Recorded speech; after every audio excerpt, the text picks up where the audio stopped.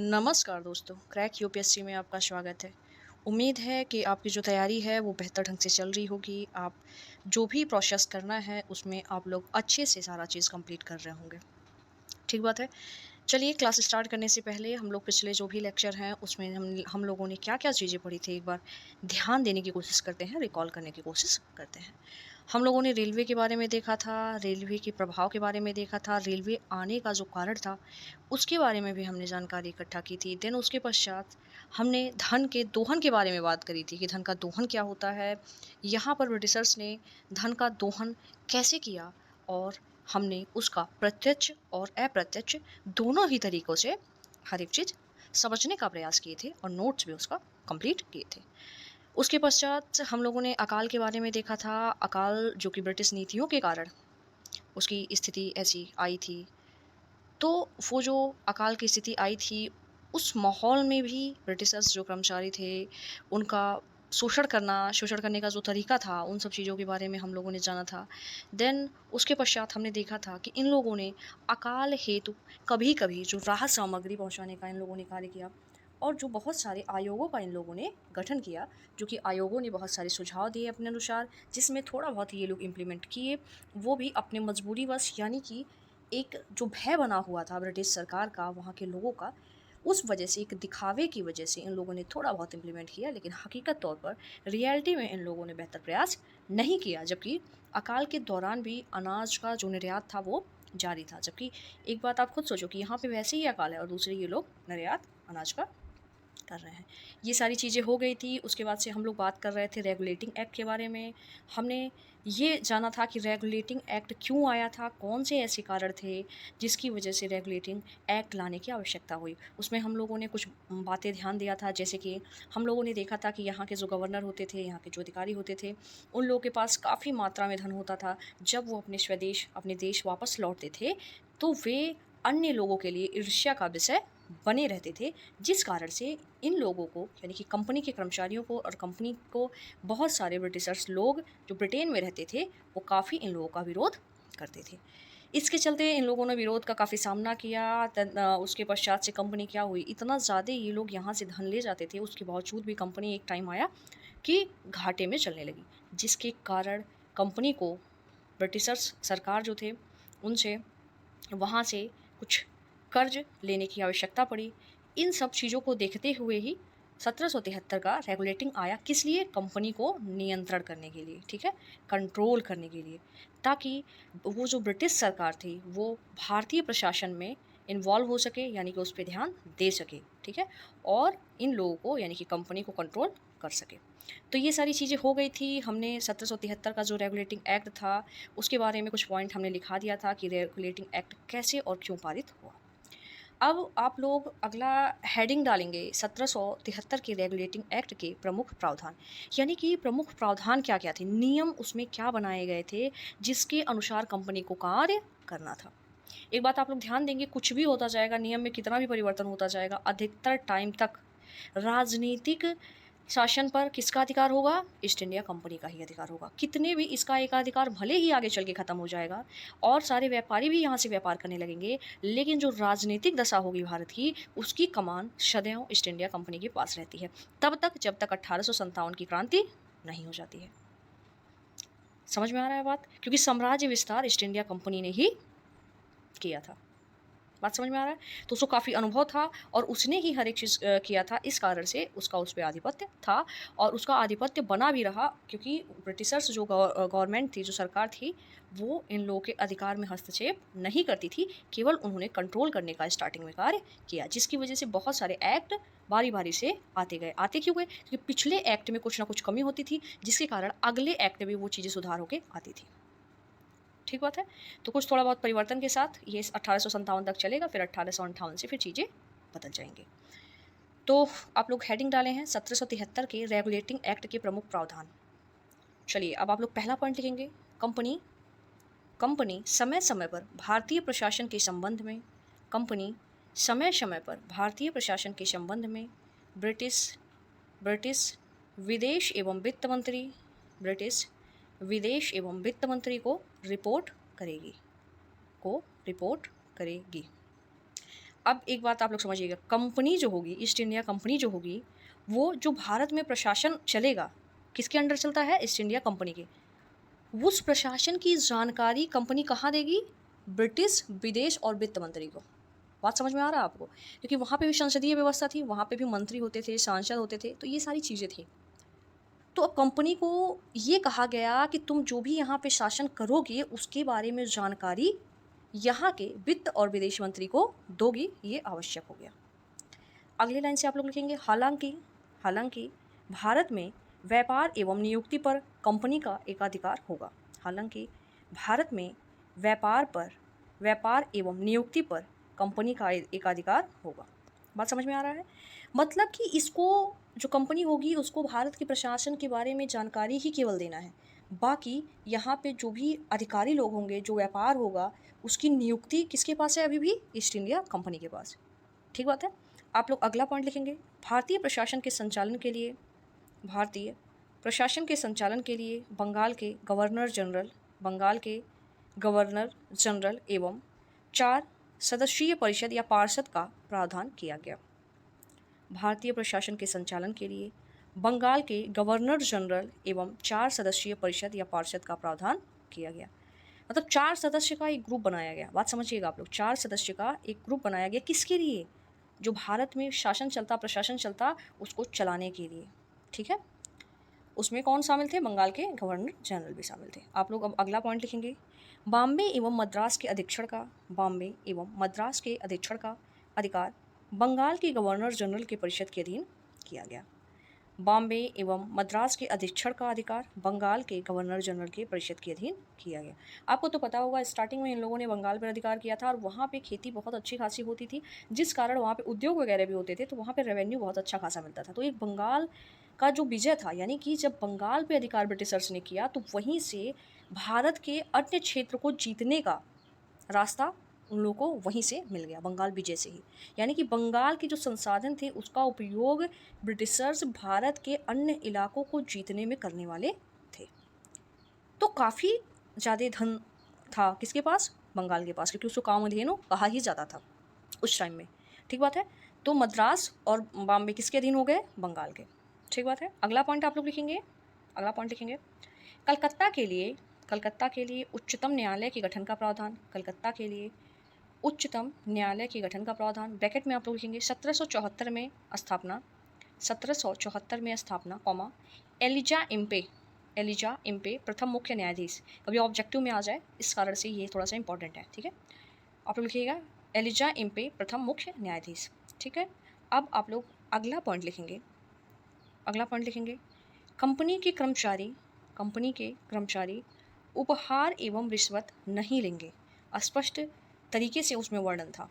ठीक बात है। 1773 के रेगुलेटिंग एक्ट में कि जो कंपनी के कर्मचारी होंगे उपहार एवं रिश्वत नहीं लेंगे। ठीक बात है। तो ये सारी चीज़ें आप लोगों को समझ में आ गई होंगी। क्या समझ में आ गई होंगी? पहली बात कि जो कंपनी होगी वो भारत का जो शासन करेगी उसकी जानकारी किसको देगी? ब्रिटेन में वित्त मंत्री और विदेश मंत्री को। एक बात। दूसरी बात, इसके बावजूद भी कंपनी को भारत में व्यापार और नियुक्ति का एकाधिकार था, वही नियुक्ति कर सकती थी। दूसरी बात। तीसरी बात ये कि भारत में जो प्रशासन था उसको चलाने के लिए गवर्नर के साथ 4 सदस्य वाले ग्रुप को दिया गया संचालन का कार्य। ठीक है। और अगर जो हम चौथी बात करें तो बॉम्बे और मद्रास के अधीक्षण का अधिकार किसको मिल गया? बंगाल को। और क्या था? कलकत्ता में एक उच्चतम न्यायालय का गठन किया गया। ठीक है। इसी के 1773 के रेगुलेटिंग एक्ट के ही अकॉर्डिंग, और कर्मचारियों को उपहार और रिश्वत लेने से मना कर दिया गया कि उपहार और किसी भी तरीके से उपहार और रिश्वत ये लोग नहीं ले सकते। ये सारी चीज़ें इसमें मेंशन थी। ये सारी चीज़ें उम्मीद है कि आपको क्लियर हो चुके होंगे। ठीक बात है। अब आप लोग हेडिंग डालेंगे सकारात्मक पक्ष। इसमें आप लोग पहला पॉइंट लिखेंगे, भ्रष्टाचार को रोकने के लिए कानूनी प्रावधान। आप लोग दूसरा पॉइंट लिखने का प्रयास करेंगे, संसद के द्वारा भारत पर शासन के लिए पारित प्रथम कानून। पहली ही बार ये जो ईस्ट इंडिया कंपनी थी वो काफ़ी लोगों के नज़र में आ गई थी, नज़र में गड़ने लगी थी। जिसका खामियाजा इसको भुगतना तो पड़ेगा ही। तो इसलिए उसको कंट्रोल करने का शुरुआत हो गया था, जो कि ब्रिटेन की संसद के द्वारा कानून बना के शुरुआत किया गया। ठीक है, अगला पॉइंट आप लोग उसी में लिखेंगे, केंद्रीय सरकार कॉमा केंद्र राज्य संबंध तथा न्यायिक ढांचे के विकास की दिशा में कुछ पहल की गई। यानी कि जो सेंट्रल गवर्नमेंट होती है और जो स्टेट और सेंट्रल का जो रिलेशन होता है, संबंध होता है, और कुछ न्यायिक में यानी कि लॉ में कुछ क्या किया गया, विकास की दिशा में पहल की गई। ठीक है, तो अब आप लोग हेडिंग डालेंगे नकारात्मक पक्ष। उसमें आप लोग पहला पॉइंट लिखेंगे, सरकार के द्वारा कंपनी को प्रभावी तरीके से नियंत्रित नहीं किया गया। सरकार के द्वारा कंपनी को प्रभावी तरीके से नियंत्रित नहीं किया गया। आप लोग को तो पता होगा, कोई भी चीज़ अगर जो शुरुआती दौर में होती है यानी कि स्टार्टिंग फेज में होता है, तो उसमें सारी चीज़ें अच्छे तरीके से सेटलमेंट नहीं हो पाती हैं, कुछ ना कुछ कमी उसमें रह जाती हैं। तो ये जो रेगुलेटिंग एक्ट था 1773 का, वो ब्रिटिश संसद के द्वारा यानी कि ब्रिटेन की सरकार द्वारा कंपनी को रेगुलेट करने के लिए पहला कानून था, मतलब कि पहला एक्ट था। अब जब पहला एक्ट था तो ऐसा तो है नहीं कि हर एक चीज़ें परफेक्ट तरीके से होंगी, तो कुछ चीज़ें क्या थी, कमी रह गई थी, ऐसा कुछ उसमें था मेंशन, जिसकी वजह से वो आगे चल के पूर्ण रूप से नियंत्रण स्थापित करने में सफल नहीं रहे। अब जब पूर्ण रूप से नियंत्रण स्थापित नहीं कर पाए तो उन्हें फिर से अगला एक्ट लाने की आवश्यकता पड़ेगी और उसमें वो लोग कुछ सुधार करेंगे। ठीक है, तो आप लोग इसमें लिखेंगे दूसरा पॉइंट, एक पहला पॉइंट तो हो गया, सरकार के द्वारा कंपनी को प्रभावी तरीके से नियंत्रित नहीं किया गया। दूसरा पॉइंट अब आप लोग लिखेंगे, बॉम्बे एवं मद्रास प्रांतों पर भी नियंत्रण की प्रक्रिया प्रभावी नहीं थी। एक बार फिर से ध्यान देंगे आप लोग, बॉम्बे एवं मद्रास प्रांतों पर भी नियंत्रण की प्रक्रिया प्रभावी नहीं थी। ठीक बात है, यानी कि इन लोगों ने जो बॉम्बे और मद्रास को बंगाल के अधीन कर दिया था अधीक्षण के लिए, तो वो चीज़ें काफ़ी बेहतर तरीके से प्रभावी नहीं हुई। ठीक बात है, क्योंकि उस टाइम, पहले के टाइम होता था कि बॉम्बे प्रेसिडेंसी अलग, मद्रास अलग और बंगाल अलग, तो सबको अलग रहने की क्या बन गई थी, हैबिट बन गई थी। तो वो लोग अधीनता स्वीकार कर ही नहीं रहे थे कि बंगाल के लोग हमारे अधीक्षण में इन्वॉल्व होंगे, हमारा अधीक्षण करेंगे। तो इस चीज़ को लेके ये लोग तैयार नहीं थे, यानी कि मद्रास के और बॉम्बे के तैयार नहीं थे। वो लोग अपनी मनमानी करते थे कि हम तो भाई फ्री हैं, स्वतंत्र हैं, हम कुछ भी कर सकते हैं। तो ये सारी समस्याएं उसमें विद्यमान थी और दिखाई दे रही थी। अब आप लोग अगला पॉइंट लिखेंगे, उच्चतम न्यायालय से संबंधित भी कई समस्याएं थी। उच्चतम न्यायालय से संबंधित भी कई समस्याएं थी, जैसे क्षेत्राधिकार को लेकर विवाद था तथा निर्णय में स्थानीय कानूनों को महत्व दिया जाएगा या नहीं, ये स्पष्ट नहीं था। पहले के टाइम में क्या होता था, जैसे कि जो समाज कई वर्गों में विभाजित था, एक अगर जो हम बात कर लें हिंदू और मुस्लिम का अलग तरीके से, तो जो हिंदू और मुस्लिम थे, तो जब सज़ा दिया जाता था किसी को, तो उनका जो धार्मिक ग्रंथ होता था उसके हिसाब से ही उनको सज़ा दिया जाता था। यानी कि अगर जो कोई मुस्लिम है तो जो मुस्लिम का धार्मिक ग्रंथ है उसके अनुसार उनको सज़ा दी जाती थी। अगर जो कोई हिंदू है तो जो हिंदुओं का धार्मिक ग्रंथ होता था उसके अनुसार उन्हें सज़ा दी जाती थी। पहले के टाइम जब उच्चतम न्यायालय 1773 के रेगुलेटिंग एक्ट के बाद नहीं आया था, उसके पहले यही सारी चीज़ें होती थी। तो जो उच्चतम न्यायालय बना उसका सबसे पहले क्षेत्राधिकार को लेकर विवाद रहता था। जैसे गवर्नर जनरल को भी अधिकार था, ठीक है, उसकी जो अपनी परिषद थी उसको भी कुछ अधिकार था, ठीक। और वहाँ पे जो पहले से धार्मिक गुरु होते थे वो लोग भी क्या करते थे, कोई अगर जो किसी दोस्त पे सज़ा सुनाते थे, बताते थे कि क्या सज़ा हो सकती है। तो इन सब चीज़ों को लेके ये डिसाइड नहीं था कि कितने क्षेत्र में, कितने दूरी तक, कितने अधिकार तक इन लोगों का अधिकार होगा, उच्चतम न्यायालय का यानी कि सुप्रीम कोर्ट का, और कहाँ कौन से क्षेत्राधिकार में अदर लोगों का अधिकार होगा, ये चीज़ें डिसाइड नहीं थी। और जो स्थानीय कानून था, यानी कि मैंने कहा ना कि हिंदू हैं तो हिंदुओं की तरफ और जो मुस्लिम हैं तो मुसलमानों की तरह, तो इस तरीके से उन लोगों को क्या दिया जाता था, सज़ा दिया जाता था उनके अनुसार। तो वो भी चीज़ें डिसाइड नहीं थी कि सुप्रीम कोर्ट में, उच्चतम न्यायालय में उनको महत्व दिया जाएगा या नहीं दिया जाएगा, ये सारी चीज़ें इसमें कमी थी। अब आप लोग अगला पॉइंट लिखने का प्रयास करेंगे, कानूनी प्रावधान के बावजूद भ्रष्टाचार जारी रहा। कानूनी प्रावधान के बावजूद भ्रष्टाचार जारी रहा। एक बात आप लोग समझने का प्रयास करेंगे, मतलब ये स्टार्टिंग फेज़ का एक पहला कानून बनाया गया था, जो कि बहुत सारे रेगुलेशन उसमें थे। रिश्वत नहीं लेना था, उपहार नहीं लेना था, बहुत सारी चीज़ें ऐसी थी जो नहीं करना था, कंट्रोल में रहना था, प्रशासन की जानकारी तो देनी ही थी।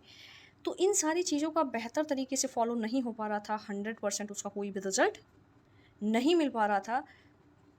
ये सारी समस्याएँ बनी थी, ये लोग कोई ना कोई रास्ता, कोई ना कोई बहाना गलत कार्य करने के लिए ढूँढ लेते थे, ठीक है? ये सारे नियम कानून के बावजूद भी तो नियम कानून का काफ़ी बेहतर तरीके से उल्लंघन हो रहा था, उस चीज़ का प्रयास हमेशा से जारी था। तो इन सब चीज़ों को लेकर परेशानी इतनी बढ़ी कि 1773 का जो रेगुलेटिंग एक्ट था, वो ब्रिटेन में जो कंपनी के विरोधी थे और जो कंपनी थी, उन दोनों के बीच में सामंजस्य वो नहीं बैठा पाई। यानी कि ऐसा कानून नियम ये नहीं था जिससे सबको संतुष्टि मिल पाए, कि सारे लोग तसल्ली से रह पाए कि हाँ, अब चीज़ें बेहतर ढंग से हो रही हैं, ठीक है? और दिन प्रतिदिन जो ब्रिटिश सरकार का नियंत्रण है, वो कंपनी पर बढ़ता जाएगा और कंपनी को उस नियंत्रण में रहते हुए अपना सारा कार्य सँभालना पड़ेगा, कार्य करना पड़ेगा, ठीक है? लेकिन फिर भी वही होता है ना, कर्मचारी जो भी लोग रहते थे, वो लोग कोई ना कोई रास्ता अपने कार्य के लिए, जो भ्रष्टाचार उनमें तो एकदम बेहतर तरीके से निहित ही था, तो वो सारा करने में वो लोग चूकते नहीं थे, जहाँ भी उन्हें अवसर मिलता था। तो ये सारी चीज़ें थी और आज का क्वेश्चन आप लोग नोट कर लेंगे, नोट कीजिए क्वेश्चन। ब्रिटिश सरकार को 1773 के रेगुलेटिंग एक्ट को लाने की आवश्यकता क्यों महसूस हुई? ठीक बात है, आप लोग इस क्वेश्चन का आंसर राइटिंग कर देंगे और एक बात और, न्यूज़पेपर का पीडीएफ आपको प्रोवाइड करा दिया जाएगा, ठीक है? आप लोग न्यूज़पेपर डेली बाय डेली देखते रहेंगे, क्योंकि न्यूज़पेपर मैंने आपको पहले ही बताया था कि वो चीज़ें फिर हटा दी जाएँगी, परमानेंट वहाँ पे नहीं रहेंगी। तो न्यूज़पेपर डेली बाय डेली आप लोग देखते चलेंगे। एक बात और ध्यान देंगे, न्यूज़पेपर में हर एक चीज़ आपको पढ़ने की आवश्यकता नहीं है, जो इम्पोर्टेंट होगा वही देखना है। उम्मीद है कि आप लोग सिलेबस देखते चल रहे होंगे, बहुत ही ज़्यादा ज़रूरी है। जैसे आप लोग सब्जेक्ट तैयार करते हैं, समझिए सिलेबस भी एकदम आपके माइंड में रहना चाहिए। एक-एक कीवर्ड्स मैंने आपको पहले ही बताया था, ये कोई ऐसी बात नहीं है कि सिर्फ़ कहने वाली बात हो। सिलेबस आपको बेहतर तरीके से पता होना चाहिए, प्रीवियस ईयर क्वेश्चन आपको बेहतर तरीके से समझ में आए, इसकी वजह से आपको डेली पढ़ते रहना है। इन सारी चीज़ों पे आपको ध्यान देना है और पिछला जो कर्नाटक युद्ध वगैरह हुआ था, मैसूर हुआ था, पानीपत हुआ था, सिंध विजय हुआ था, पंजाब विजय हुआ था, तो ये सारी जो चीज़ें थी, अपडेट और जगह जो कुछ संधियाँ हुई थी, उन चीज़ों को आप ध्यान में रखेंगे। ये कीवर्ड्स आप अलग से लिख लेंगे और आप लोग नोट्स बनाएँगे और उस नोट्स में सारा जितना नोट्स हम करवा रहे हैं, हर एक सब्जेक्ट का जब भी होगा, तो आप छोटा-छोटा कीवर्ड्स उसमें से निकाल के आप लिखते रहिएगा।